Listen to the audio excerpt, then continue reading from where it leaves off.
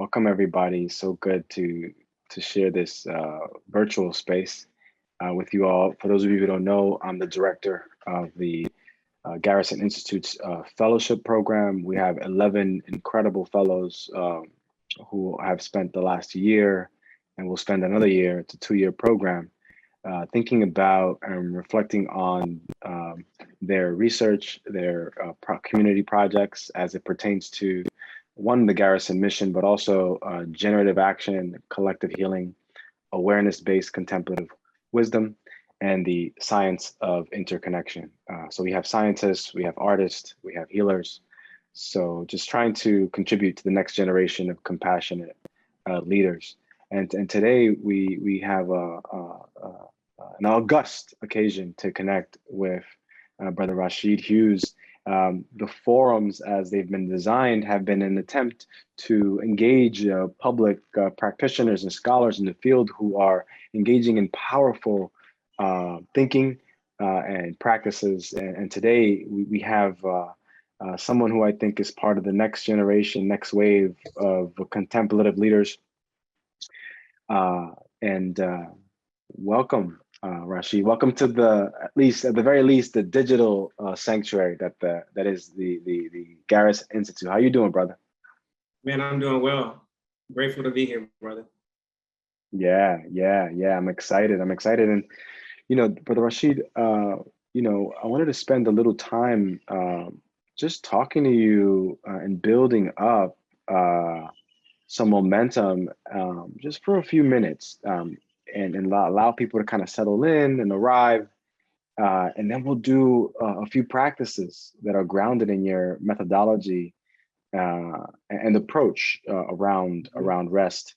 I want to begin the dialogue. I mean, you and I hold a very unique position in this work. We're slightly younger in comparison to where some of the mindfulness folks and the people in the contemplative field are coming from. And we also are young men of color who have navigated different challenges in different environments. So, on the one hand, we have the language to be able to talk about the science and the restorative power of circle work and meditation. But we also can speak to the very pain that is a byproduct of structural violence that impacts so many people who look like us and those who are impacted by violence and inequality. So what brought you to this work, brother? Like, how did you, I know you went to Howard and studied, I believe divinity, I could be wrong, but just tell me a little bit about your journey here, man. I'm so curious. Yeah, man. And once again, just peace to everybody. Glad to be here this evening with you all. Yeah, man. So I originally came to meditation through just kind of like a search. I always say, like, honestly, like a crying out. At that time, I would use the language of crying out to God to fill a void that I was feeling. I had just finished divinity school. I actually was still in divinity school, and I was a minister, and I was preaching. I was also a minister of music because I majored in music at Howard as well. So I've always had like this deep yearning for God, for presence, for being. And in looking back over my life, like I just remember growing up in the Black church where, like, I remember having an embodied experience of a divine presence. I remember the feeling before I had even words or concept to describe what I was feeling, right?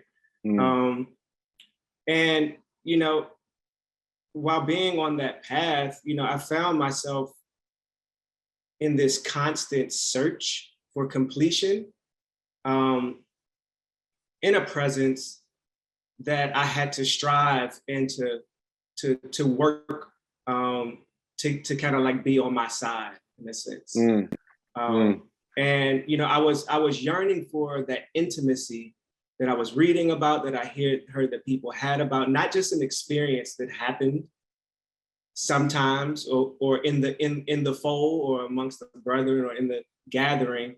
But what I was curious about, what a contemplative life looked like. So that's what brought me to like meditation. I was developing the courage to be with myself for a change, rather than to being in the posture of seeking all the time. That's powerful, brother. That's powerful. And you and I have spoken before extensively around, on the one hand, naming our ancestors, but also naming our lineages and the lineages that we kind of like draw from. So I wanted to kind of talk to you a little bit about that. It's just so great for you and I just want to really appreciate, and for those of you who are listening, this is a moment, a significant moment for the field. So I'm gonna just relish in it.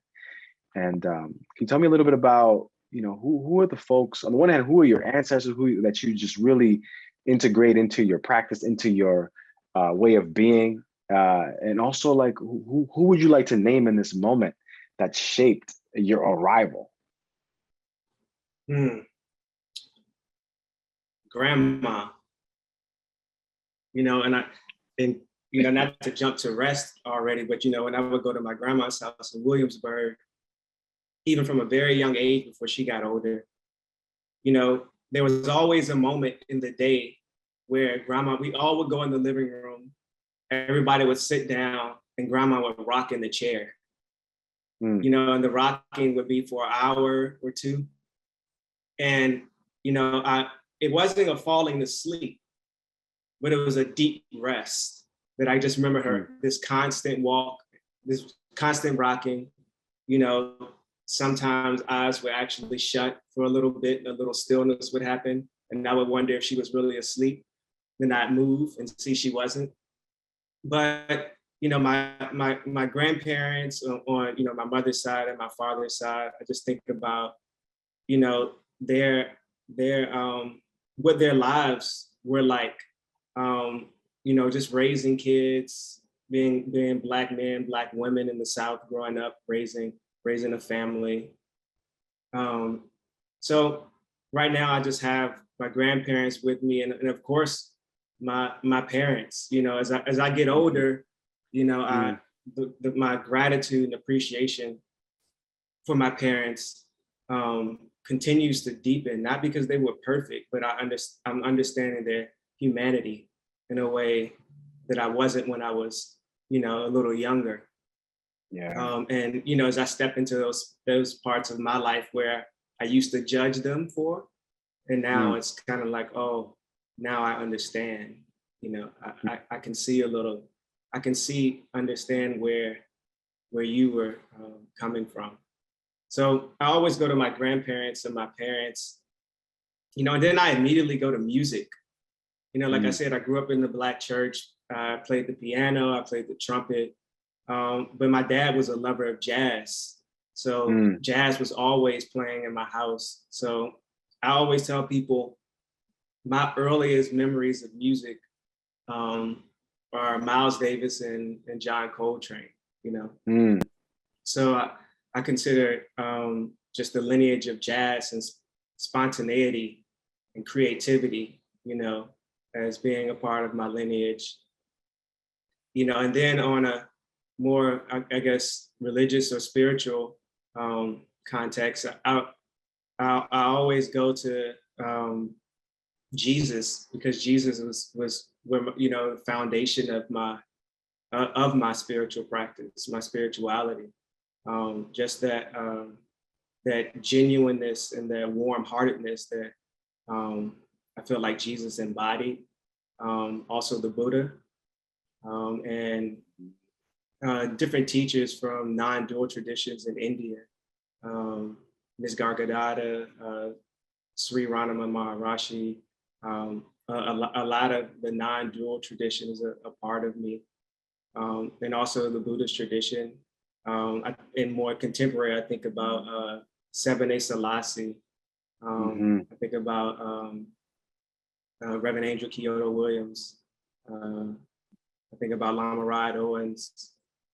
And also before them, I I think about just Howard Thurman. Mm, You know, I also think about Mama Harriet Tubman, just her mm, bravery and her courage, you know, her ability to find rest in the midst of chaos, you know, in the midst of not just chaos, but like pressure. mm-hmm. Um, so yeah, man, I Yeah. pull from a lot of different rivers.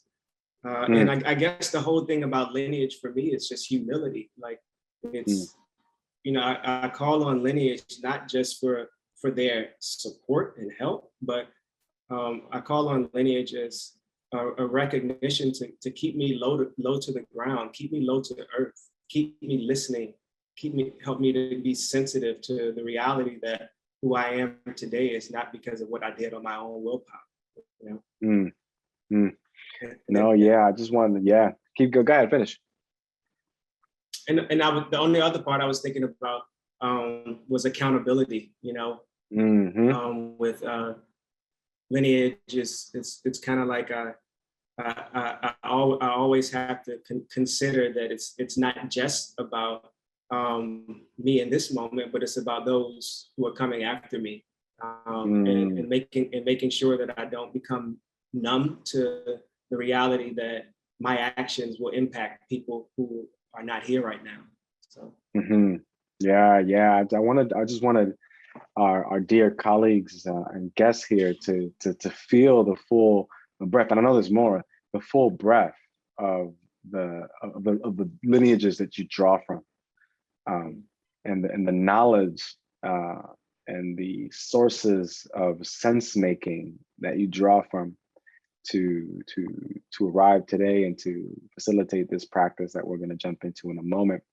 One more thing, just before we um, well, first, I also want to acknowledge the land upon which I stand. I am on Wappinger, Lenni Lenape territory in the Bronx, and it's just in these times, it's just important to, when so much is up for debate, there's one thing that's clear, that this land that we stand is still contested, and they were stewards of it before.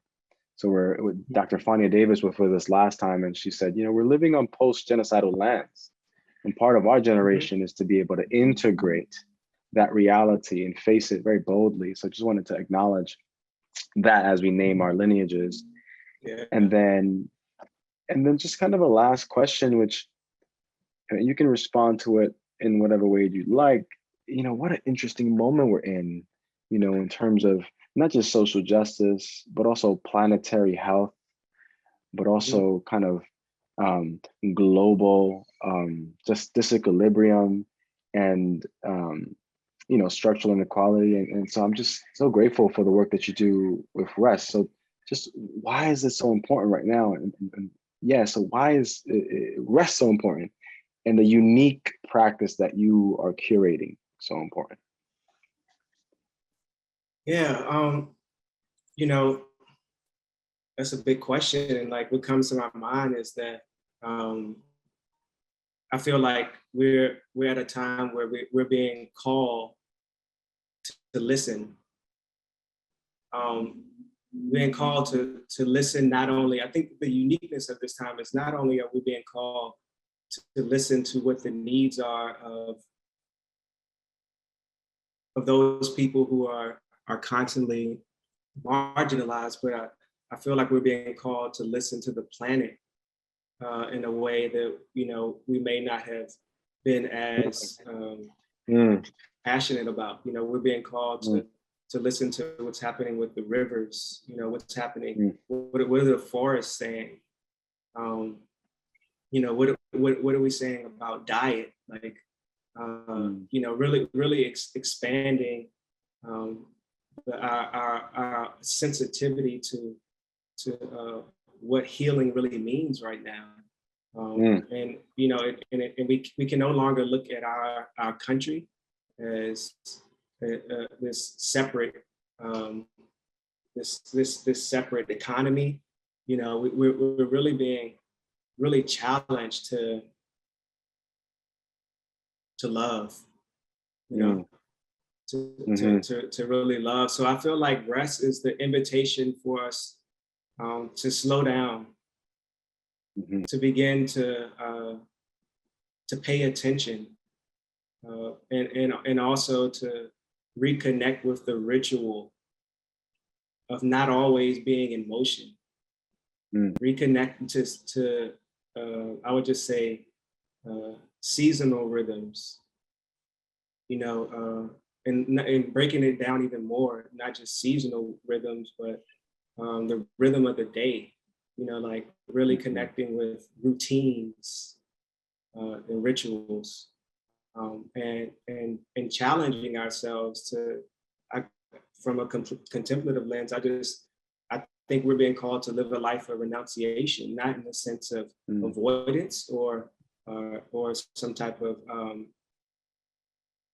sense of disconnecting from the reality of the Mm-hmm. world, but really inviting us to set aside what's not needed and Mm. really focus Mm. on what's needed in the moment. Like, can we Mm-hmm. can we develop the clarity of mind and allow the heart to open enough to say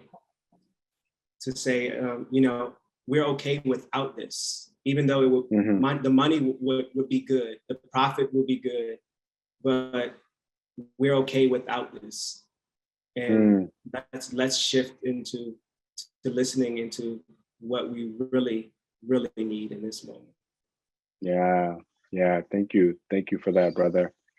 So what I want to do now is I want to engage the audience to the chat very briefly, and then give it to you to walk us through a practice of rest.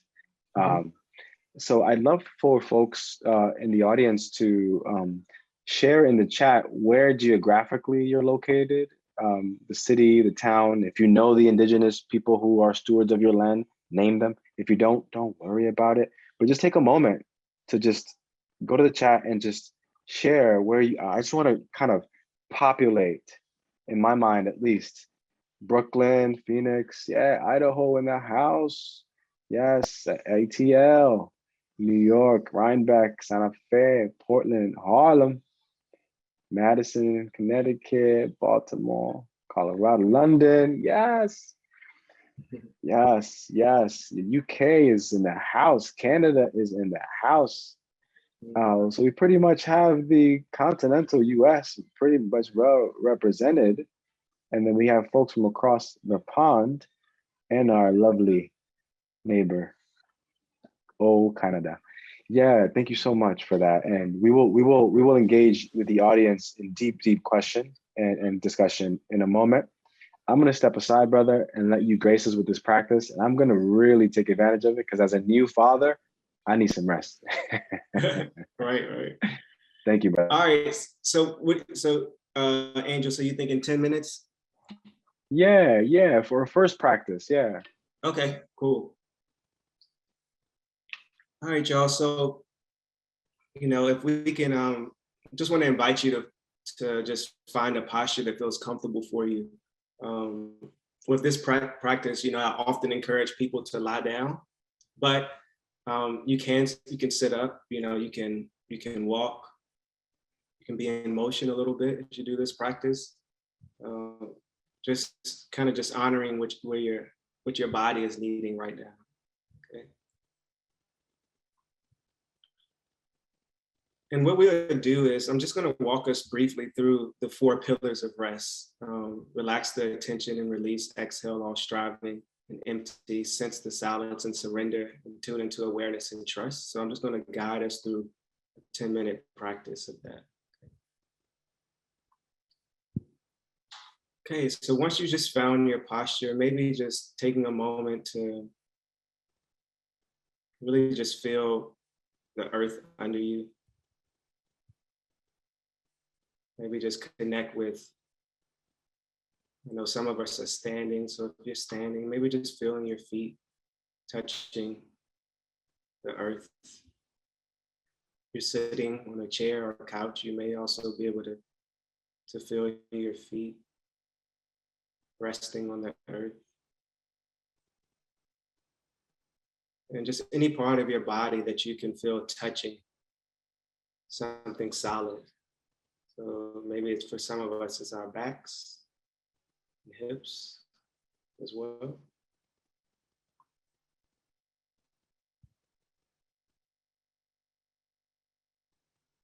And once you found that posture, we're going to dive right into the four pillars. And so with this practice, we start off with the just the felt sense of not having to make anything happen. So just allowing everything to be as it is. So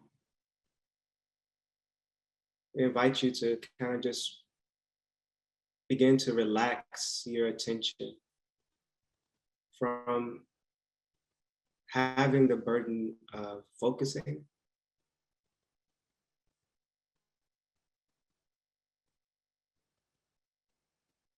Simply allowing things to be as they are.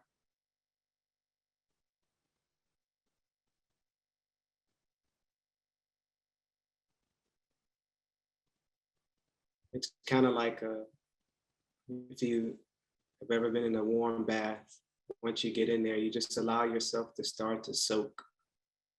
You aren't doing the soaking, but you just begin to allow a complete sense of releasing. You're not trying to have your hand on anything right now. No need to control, no need to make anything happen. So we allow ourselves just to be.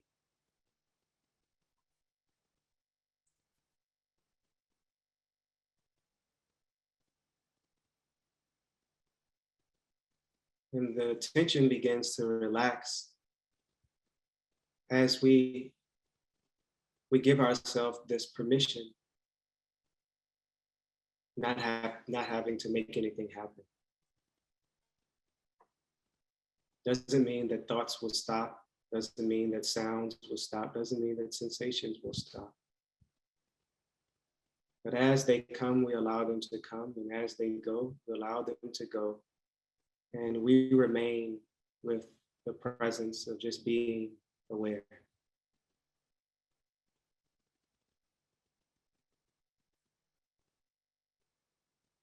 And then as you might sense ripples of striving and efforting, and maybe some leftover thought processes about the day trickling in. Let your posture be a posture of non-doing, meaning you aren't trying to get around thinking. You aren't trying to transcend any part of your experience.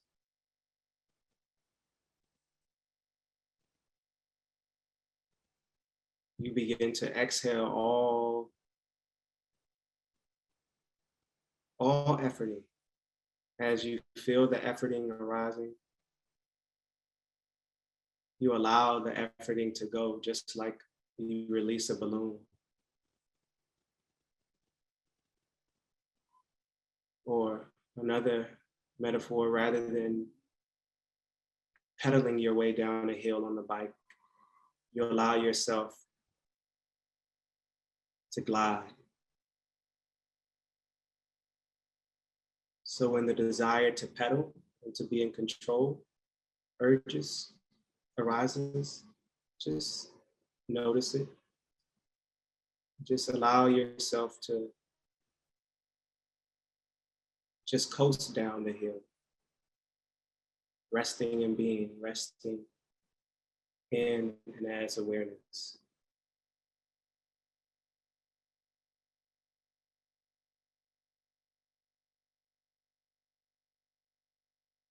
And there's a natural sense of silence that rests with us. It's not needed to be cultivated. We're not trying to become quiet. We aren't trying to to silence our minds or to still the mind. We allow all movement, all anything in our experience, we allow it to rest within the silent presence of knowing. So being aware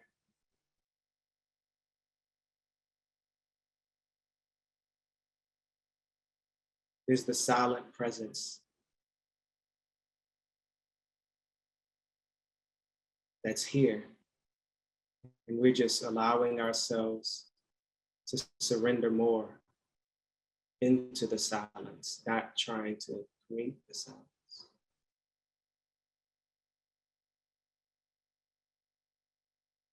So the surrendering is not an effort. The surrendering is what we observe our thoughts doing when we don't try to manipulate them. We notice our emotions surrendering and resting within us.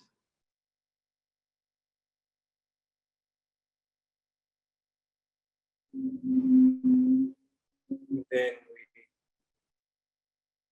we begin to really, really allow ourselves to trust in the experience of being aware as being the ground of our being. So we notice that being aware is here. Being aware is presence. Being aware is this moment. And the tuning into awareness is simply resting.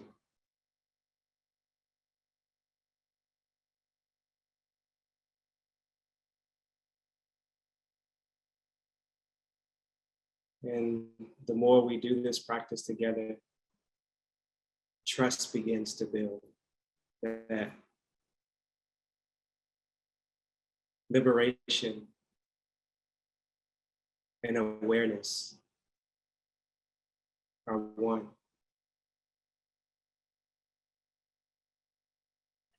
Okay, so maybe just moving your fingers a little bit, moving your toes, and just gently moving the body. Just kind of moving the shoulders a little bit, just to reorient yourself. Maybe just looking to the right, to the left, just looking around you.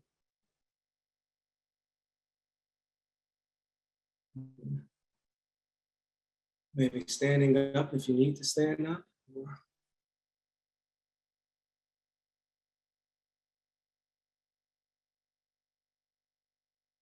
Okay, and thanks for practicing.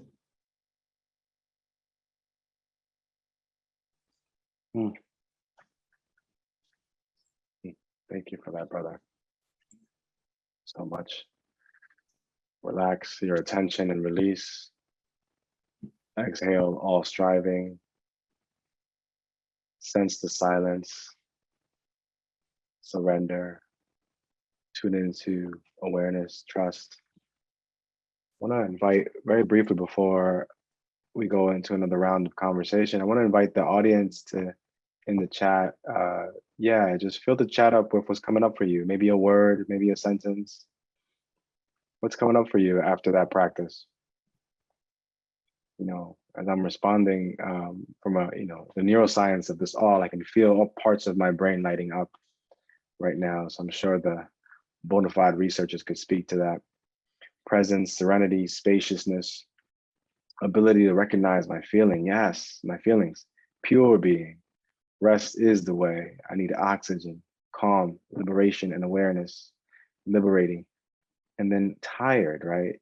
Just feeling that tired. Release of control, tears, releasing.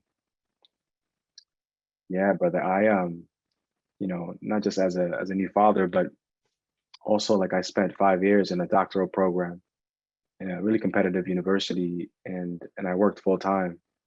Um, and I'm still exhausted from that, just and not just like the reading of books and the writing of text and the proving of oneself, but the imposter syndrome and feeling, questioning whether I belong, and then on top of that, the historical moment that we're in, you know.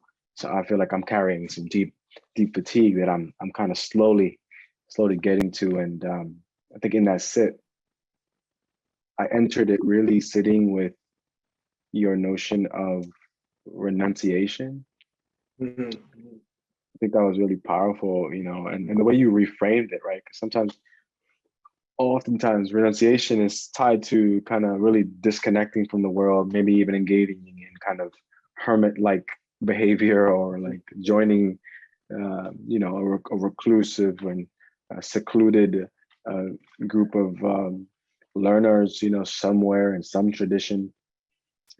But I started the practice thinking about surrender. Uh, anything come up for you as you were facilitating? Yeah, man, it's like, I just think about like how tired I am and like how tired we all are, Mm, and it's like repeated exposure to trauma, mm, regardless if it's direct or indirect and secondary, through the media or whether it's in person. It's fatiguing, and also thinking about, you know, the other fatiguing part is when we come to our contemplative practice where we're supposed to find fulfillment and we don't. There's a mm, deep despair and weariness that comes out. I usually call when I teach R.E.S.T, a practice for the tired and the weary. mhm, The tiredness I point to is more so of the daily grind and struggle, and having to navigate and reorient ourselves in the world based off of whatever our embodied experiences and identities are, right? Which may be different for all of mhm, us. But the mhm, weariness was really where I was trying to get at with the practice. It's like, even when I come to myself, do I mm, feel like I have a place here? Do I mm, feel like I'm actually, I can rest within myself? Do I actually have the tools to like disconnect from the momentum that I have been carrying for generations, in a sense, for some of us? Do I have the tools to actually unhook from that stuck place and to rest in a sense of presence and find mm, refuge within myself? So the mm, weirdness and the despair. I mm. know we share this love in common. Howard Thurman talks about this a lot. Um, Yes, he yes. talks about like he talks about the fatigue and the despair. um, Mhm, and like I'm always sensitive to. I'm becoming more intentional about speaking to the importance of when we practice um, in in relationship to what our deepest need is in the moment. mm, And for most of us, it's finding rest within ourselves and finding a way to bridge the separation between what we know to be true, which is freedom mm, and liberation, and how to get there. mhm, And for me personally, from my personal experience and my journey, and also what I'm witnessing and just being in community with people, is that one of the things that arises when we sit down is striving. It's mhm, like what's here is so unpleasant that I mhm, have to find a way to get around it and beyond it. mhm, And for mhm, me, that was another area of fatigue. And sitting down with myself and feeling alienated from having access to presence mm, was the weariness that I began to reflect on around, okay, we have to find a way to guide ourselves back to the ground of our being. So that's where the pillars come in. We're developing the courage to be, and honestly, all of the pillars, it's not like it have to go in order, like R.E.S.T. Like, it's like it can be, you can work with one pillar, maybe it's just exhale all striving. And that helps us to reconnect with the posture of being rather than being hooked in, just autopilot. Yeah. Yeah. Just one more thing. You can respond to this in whatever way you'd like. And then I want to get the audience involved in this conversation. I think what came up for me after the practice, was kind of feeling that like overworked, and but more like an intergenerational overwork, like not just me in this lifetime, but like really sensing into like my father. I remember my father, when I was coming up, he would wake up at 6 and I'd see him again at 11 p.m. My mom would wake up with him and she'd get home a little earlier. My grandfather, his father was a tobacco farmer in Dominican Republic and raised 11 children, and just tending to land and being a sharecropper. And I just kind of just sensed into like both my lines, just this incredible, sure, work ethic, but this exhaustion that is in our bones, And then that kind of, I had this thought first that we're actually also maybe experiencing structural fatigue. Like there's like, there's like right now as a whole, like the system is exhausted. The system is weary, so much so that we see evidence of the exhaustion unfolding in despair, overreactions, apathy. So just wanted to kind of name the structural part of this, and just any thoughts there, and then I want to bring in the audience. Yeah, I mean, I think the structural part is what brings many of us to practice. I think for it's not many people that I know who come to the practice because they're happy. It's like it's like the last resort for so many of us. And I think like the structural piece is so important, and it's and this goes. I'll talk a little bit here about what you and I talked about when I was talking about soul value. Soul value, and I just wanted to make a quote the person who coined the term, Dana Barry. But she defines soul value as, I wrote this down because I want to, first of all, I want more people to know about her work, but I think it's very much so connected to what you were saying about the structure. She says the enslaved had entirely different measurements of assessing the value of their souls. Soul value is my term to describe the way in which enslaved people found a space or had a space internally that could not be commodified. So I think what many of us, especially BIPOC folk, like we still feel the weight of our ancestors having to be diligent around not losing that soul value, right? So even though I'm talking about rest and it's very relaxing in a sense and spacious, I don't want that to get mixed up with a lack of diligence and a lack of commitment to being free, right? And I think that the ancestral piece and connecting that to the system is that our ancestors were fatigued, definitely, and many of them were able to move through the terror and the chaos because they were able to make spaces to drop into the space of their being, right? And I think we're at a time where we're being called to reimagine those spaces, right? Physically, right? But also create practices that are inviting us to renounce the conditions that create the trauma and the despair internally, right?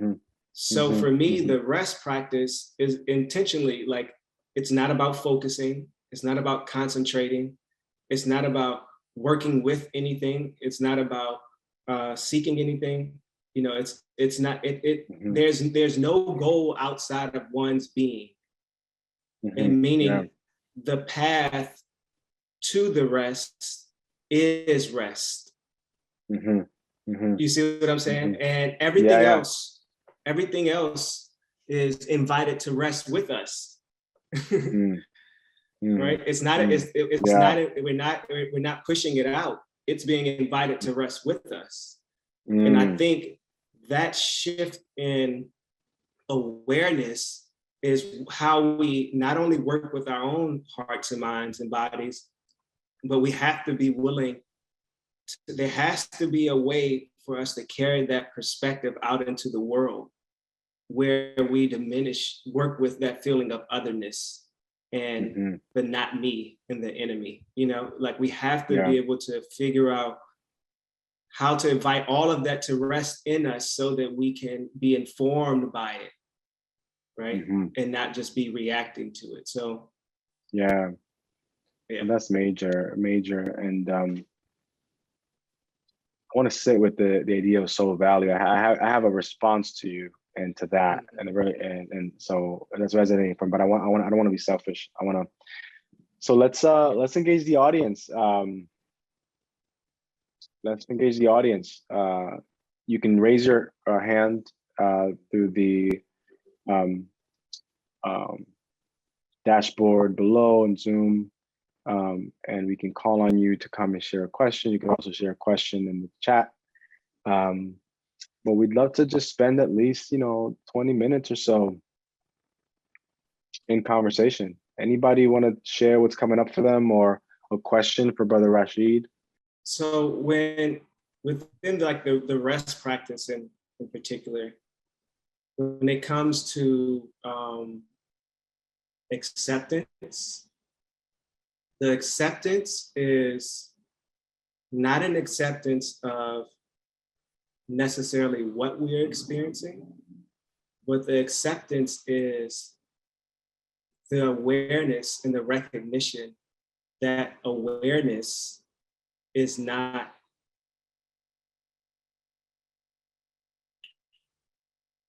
modified based off of what we are experiencing.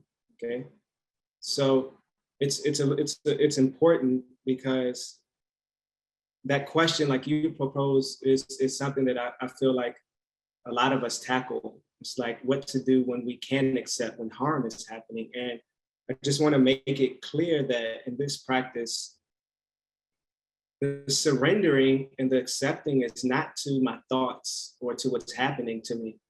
I'm surrendering to the awareness of presence. And it's in that surrendering into and falling and relaxing into presence that the wisdom of our beings is allowed to flower in a way that gives us clarity on how to maneuver and to take action in the world. So while yes, there is an acceptance that's happening, but the acceptance is not me accepting something else. It's me, the acceptance is recognizing that I'm still here and I'm awake and I'm alive and I'm present, and whatever the action is needed in order to meet the need of the moment is approached from that recognition rather than being motivated by either like hatred or anger only, or not saying that anger can't be a part of it, but anger only without presence, you know, or even like disrupting something. Nothing wrong with disrupting. I think it's important, but not just disrupting out of frustration, but disrupting with presence and compassion. So hopefully that answers a little bit of what we're saying, what I'm saying. Yeah. So, you know, my case is always when there's harm, respond, respond in a way that helps you to get out of the away from the harm, you know. And I know that's difficult to do. It's not easy. You know, sometimes that takes years, right? For depending on the context. And I was Satyani, I was specifically for your question, I was wanting to make sure that in the practice, the acceptance isn't to harm. The acceptance is the awakening to the natural posture of surrender. That's that's an expression of being that allows us to always have that ground to return to, so that we can move in a way that's empowered by wisdom and presence. But I'm not in any way saying when there's harm to rest in the harm. You know, so I want to make sure that, and you know, the challenge is, you know, for us to continue to explore what to do in those situations. You know, I feel like questions like this, I'm not going to try to fabricate an answer. You know, and to try to respond in the way that what I think you should want to hear. But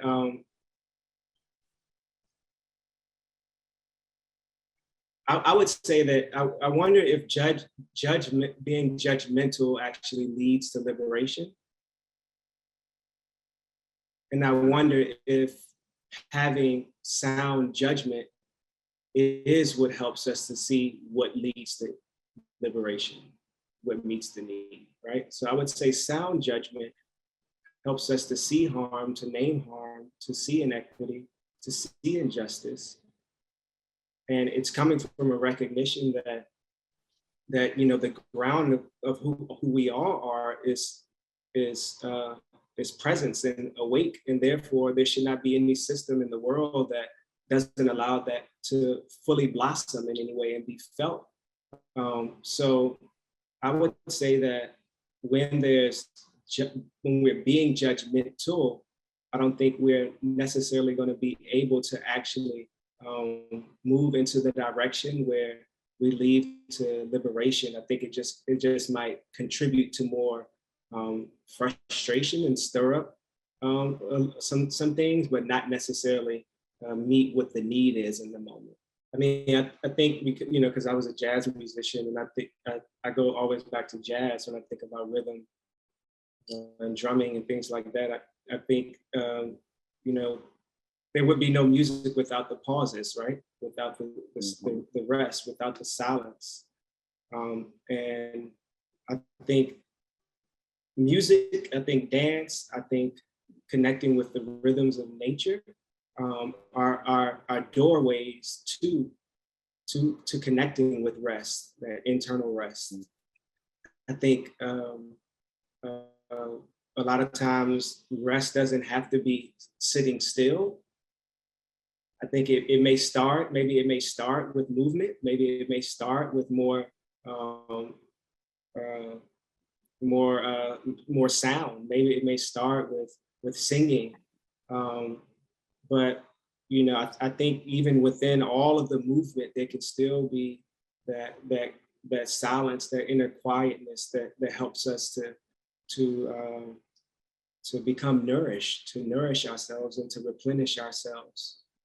So I actually think we need more movement in contemplative spaces to help us to move energies that may be stuck within our systems, to help us to feel things we may not have been allowed to feel. And to do that collectively, I think is how we co-regulate with each other. Like when we're all feeling together, I think that a unique co-regulation happens. Um, Yeah. yeah, so hopefully that was. Brother Barnaby, one of our Garrison Institute fellows is here to ask a question and enliven this conversation even further. Hi, friend. Hi, Rashid. Hey, Um, peace, Barney. so, I also appreciated your use of the word renunciation, and it was it it kind of brought me back to my roots of first starting like meditation practice, and with the project I'm working on, I'm exploring like what ways could technology be involved in contemplative practice. But the way you used renunciation, it was a kind of challenge to me because there's part of me which really wishes like we could just be organic and body based with our practices, and there's part of me which wants to resist figuring out how to weave things with technology and go on online or into apps. So, and yet, as I pay attention to this world and where future generations may be headed, it just seems like the mix of human and technology will continue to get deeper. And I'm wondering just how anything that's coming up for you around rest in relationship to technology and what you see from a generational perspective. Mm-hmm. Yeah, so, thanks, Barnaby. Oftentimes today, if I when I hear people, connecting with like more of a physical rest, it's oftentimes it's associated with technology. Mm-hmm. It's like, and it's I think it's something to continue to explore because most of us spend the majority of our day on technology for work. And Mm-hmm. that is a source of fatigue for many of us, and stress and a lot of other things. Um, and I think it's interesting that even with that being true, when we call ourselves shifting into more rest and trying to attempting to replenish ourselves, we go to another form of technology. And like what I'm hoping is that the practice of being with oneself becomes a part of begins again to become a part of a natural rhythm that we allow, a routine that we allow to be a part of our daily lives. Mm-hmm. And I think it just requires us to, you know, be intentional and create guidelines. Like I have guidelines for myself around technology. And, I'm like at a certain point, it's like no more computer, so it's like having like routines and guidelines of how we use technology so that when it is used, it can be used for good and for healing and just to serve us rather than just a place where we fall numb to patterns.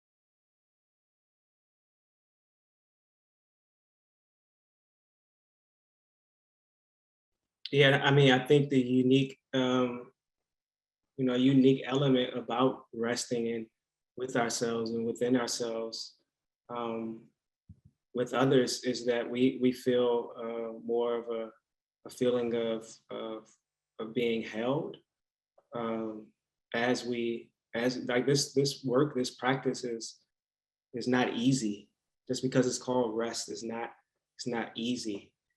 It doesn't always feel good, and I think, um, regards to like what does the collective work look like, not just focusing on the individual.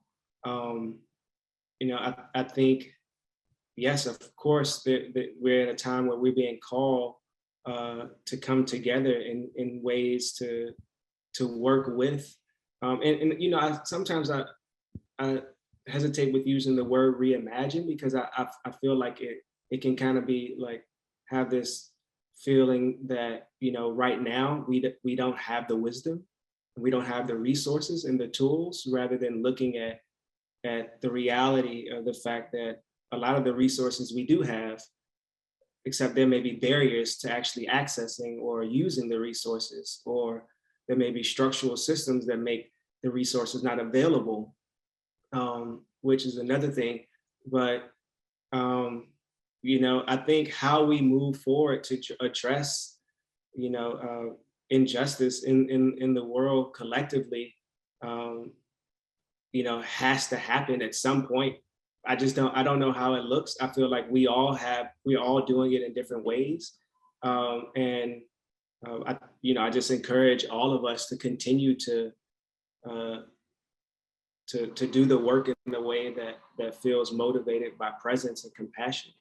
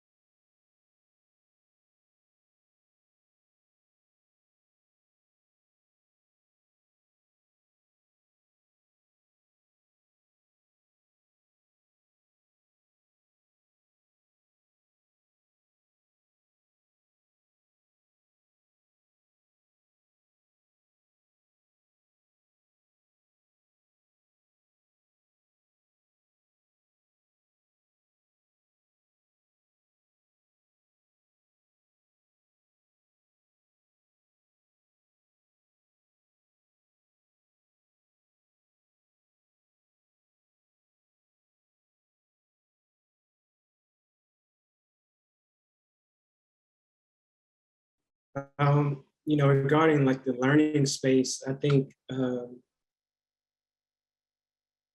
I think there's too much focus on grades and testing.